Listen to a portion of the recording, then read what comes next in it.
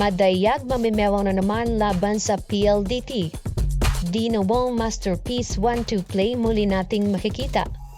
Davison at Erica bubuhatin ang high-speed hitters. Bago natin yan, simulan po support this channel by clicking like, share, subscribe, and hit the notification bell to be updated on upcoming videos. Sa malapit na pagtatapos ng preliminary ng PVL kung saan ay may pwestohang magaganap at magiging crucial both teams ang mangyayari. Ang CMFT nga ay magiging advantage sa kanila ang pagkapanalo nito sa F2 Logistics kung saan naglagay sa kanya ng kaginhawaan at kahit isang panalo na lang ay sure spot na ito sa Final Four. Samantala magiging crucial nga ito sa PLDT dahil may 3 remaining games pa nga ang ito at more of the teams they need to defeat are all powerhouse team gaya ng F2, Petrogas at ang kanilang makakalaban na CMFT. Kung mananalo nga rito ang PLDT sa kanilang remaining games ay maaari pa nilang mapalitan ang isa sa CTC at Signal sa kanilang pwesto. Ngunit magiging mahirap nga ito sa kanila maliban na lang kung pagbibigyan sila ng Petrogas at F2 Logistics. Pero kilala naman natin ang teams na ito na hindi basta-basta nilang magpapatalo.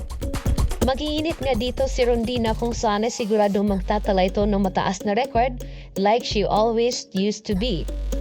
Magiging well-distributed pa rin ang mga bigayan ni Wong dahil para mapatawad nila dito ang PLDT.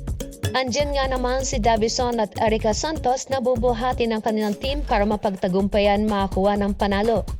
Sapagkat may magandang alas nga si Coach Alin Sunodin kung saan halos magkapareho nga sila ng estilo ng CCS na palitan ng players sa loob ng court upang hindi ito madrain sa laro at hindi mapagod. Samantala sa PLDT ay halos buong game nga ay binababad ang kanilang starter hanggang matapos ang buong laro. Makikita nga natin muli ang pamimewang ni Madayag na ginagawa nito during crucial points o di kaya pang nag-iinit na ito sa loob ng court. While si Santos naman ay makikita naman natin dito sa kanya ang puso at tapang na siguradong pahihirapan nito ang depensa ng Titans.